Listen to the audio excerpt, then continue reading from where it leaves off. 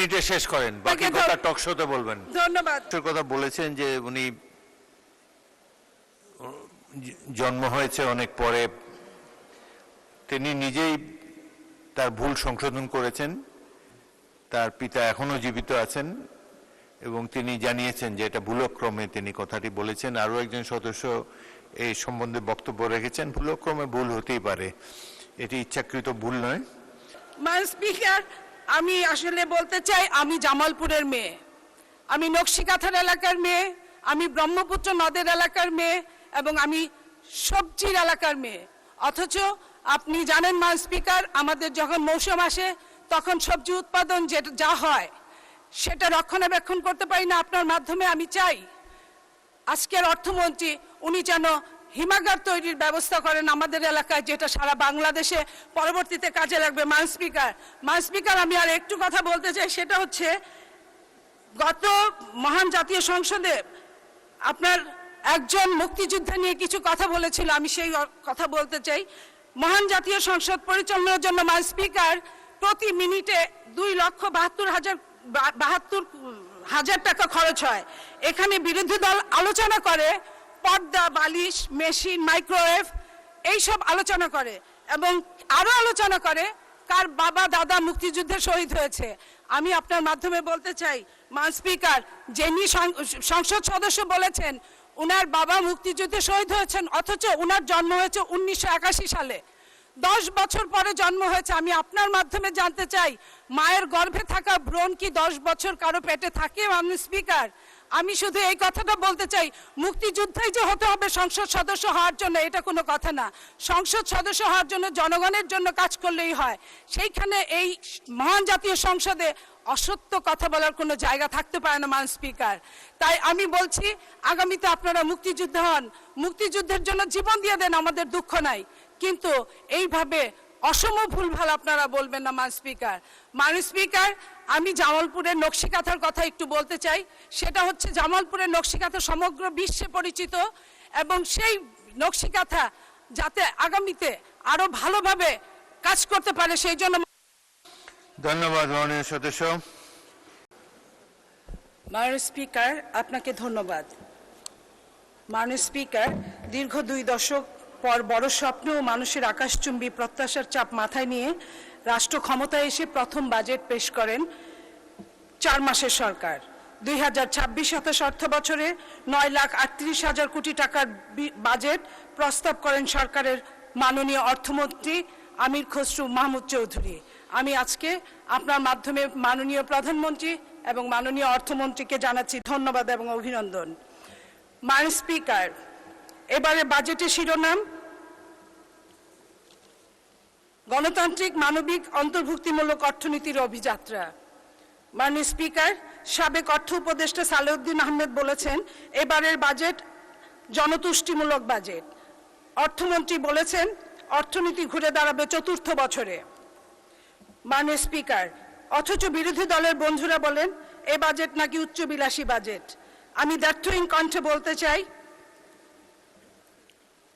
বাস্তবতা স্বপ্ন ছাড়া বাস্তবতা হয় না। মাননীয় স্পিকার, কবি চাঁদকে স্বপ্নে ছুঁয়েছিল বলেই, কবিতা লিখেছিল বলেই বিজ্ঞান চাঁদকে আবিষ্কার করেছিল। মাননীয় স্পিকার, বাংলাদেশ নামক রাষ্ট্র যতবার অন্যায়, নিপীড়ন, নির্যাতন এবং ফ্যাসিস্টের কবলে পড়েছিল, ঠিক ততবারই পরবর্তীতে বিএনপি সরকার রাষ্ট্রীয় ক্ষমতায় এসে রাষ্ট্রকে সফলভাবে পরিচালনা করেছিল। সেই 1975 সালে যখন হেনরি কিসিঞ্জার বলেছিল তলাবিহীন ঝুড়ি বাংলাদেশকে, বাংলাদেশের গণতন্ত্র ছিল না, বাংলাদেশে খাদ্য ছিল না, বাংলাদেশের মানুষ দুর্ভিক্ষে নিপতিত হয়েছিল। 75-এর পরবর্তীতে শহীদ প্রেসিডেন্ট জিয়া রহমানের হাত ধরে প্রথম বাজেট চ্যালেঞ্জ মোকাবেলা করেছিলেন উনি, এবং পরবর্তীতে উনি শুধু সফলই হন নাই, বাংলাদেশ থেকে খাদ্য রপ্তানি করেছিলেন এবং খাদ্যে স্বয়ংসম্পন্ন হয়েছিলেন। তারই 10 বছর পরে, 1 দশক পরে শহীদ প্রেসিডেন্ট জিয়াউর রহমানের যোগ্য উত্তরসূরি দেশনেত্রী বেগম খালেদা জিয়া স্বৈর শাসনকে অবসান ঘটিয়ে বাংলাদেশের অর্থনীতি যেটা গভীর অতলায়নে তলিয়ে গিয়েছিল তাকে খাদের কিনারে তুলেছিলেন। মাননীয় স্পিকার, বাংলাদেশ যখন ফ্যাসিস্টের কবলে মত্ত, বাংলাদেশের সমস্ত টাকা পয়সা যখন দেশ ছেড়ে বিদেশ চলে গিয়েছে, বাংলাদেশের যখন আর কিছুই করার ছিল না, ঠিক তখনই আবারও বাংলাদেশে 2026 সালের নির্বাচনে বাংলাদেশে বিএনপি নেতৃত্বাধীনে আমাদের নেতা জনাব তারেক রহমানের হাত দিয়ে আবার যে বাজেট এই মহান জাতীয় সংসদে উত্থাপন হয়েছে, আমি বিশ্বাস করি এই বাজেট আবার আমাদের আগামীতে সফলতার মুখ দেখাবে। মাননীয় স্পিকার, বিএনপি সরকার জনগণের সরকার। তারা বিশ্বাস করে আব্রাহাম লিঙ্কনের ভাষায়, by the people, of the people and for the people. তাই তারা অকপটে বলতে পারে, আমার আগে আমরা, আমাদের আগে দেশ, সবার আগে বাংলাদেশ। মাননীয় স্পিকার, একটি দেশকে উন্নত করতে হলে সবার আগে যে দেশের জনগণকে সম্পদে রূপান্তরিত করতে হয়, জনগণ সম্পদে পরিণত হলেই আমাদের সেই রাষ্ট্রকে কল্যাণকর রাষ্ট্র বলা হয়। আর এই জন্য শিক্ষার কোনো বিকল্প নাই। মাননীয় স্পিকার, বিখ্যাত ফরাসি সেনাপতি নেপোলিয়ন বলেছিলেন, আমাকে একটা শিক্ষিত মা দাও, আমি তোমাদের শিক্ষিত জাতি দিব। ইসলাম বলেছেন, দুলনা থেকে কবর পর্যন্ত জ্ঞান অর্জন করো। রাসূলুল্লাহ সাল্লাল্লাহু আলাইহি সাল্লামের উপর কুরআন নাজিলে প্রথম শব্দটি ছিল ইকরা, যার অর্থ হচ্ছে পড়ো। মাননীয় স্পিকার, এখান থেকেই শিক্ষার গুরুত্ব বোঝা যায়। তাই শিক্ষাই যে জাতির মেরুদণ্ড, এবং সেই মেরুদণ্ড শক্ত হলেই শুধুমাত্র সোজা হয়ে দাঁড়ানো যায়। তাই মাননীয় প্রধানমন্ত্রীর নেতৃত্বে বিএনপি সরকার 2026-27 অর্থ বছরে শিক্ষা খাতে বরাদ্দ রেখেছেন 1,36,606 কোটি টাকা। শিক্ষা খাতে সবার আগে গুরুত্ব দিয়ে এত বিপুল বরাদ্দ দেওয়ার জন্য মাননীয় প্রধানমন্ত্রী এবং অর্থমন্ত্রীকে আমি জানাচ্ছি ধন্যবাদ এবং অভিনন্দন। মাননীয় স্পিকার, গত কয়েকদিন আগে বিরোধী দলের একজন সংসদ সদস্য বলেছেন কওমি মাদ্রাসায় নাকি বরাদ্দ দেওয়া হয়নি। আমি উনাকে বলতে চাই, কওমি অর্থ হচ্ছে গোষ্ঠী। বাংলাদেশ জাতীয়তাবাদী দল কোনো গোষ্ঠীর জন্য, কোনো ব্যক্তির জন্য কাজ করে না।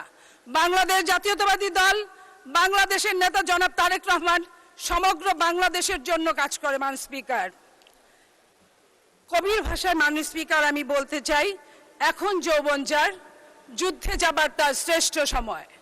এখন যৌবন যার, মিছিলে যাবার তার শ্রেষ্ঠ সময়। এদেশের তরুণদের আমরা তাদের প্রতি শ্রদ্ধাশীল। সেই 71 সালে, 90 সালে এবং 24 সালের তরুণরা আমাদেরকে যা দিয়েছে এই দেশে, আমরা তাদের প্রতি শ্রদ্ধাশীল। এবং আজকের তরুণ, আজকের বাংলাদেশে প্রায় 5 কোটি তরুণ, তাদের মধ্য থেকে মাননীয় স্পিকার প্রায় 8 জন তরুণ এই সংসদে প্রতিনিধিত্ব করছে। আমরা আশা করেছিলাম এই তরুণদের কাছ থেকে যে এই তরুণরা, সমগ্র তরুণ, যে তরুণরা ব্যাক টু দ্য প্যাভিলিয়ন, 24-এর আন্দোলনে যারা ফিরে গেছে, বিশেষ করে তরুণীরা, তাদের কথা বলবে, তাদের উন্নয়নের কথা বলবে, তাদের ভাগ্যের কথা বলবে, তাদের চাকরির কথা বলবে। কিন্তু আমরা অবাকভাবে দেখেছি তারা এসব কিছুই বলে নাই। একমাত্র তাদের একটাই কথা, গণভোট। এই ছাড়া তারা আর কিছুই বলতে শিখে নাই। যে কথা বলেছেন মাননীয় প্রধানমন্ত্রী, আজকের মাননীয় প্রধানমন্ত্রী জনাব তারেক রহমান, উনি তরুণদের জন্য প্রযুক্তি খাতে, তথ্য প্রযুক্তি খাতে উৎসাহ দিতে 500 কোটি টাকা বরাদ্দ করেছেন।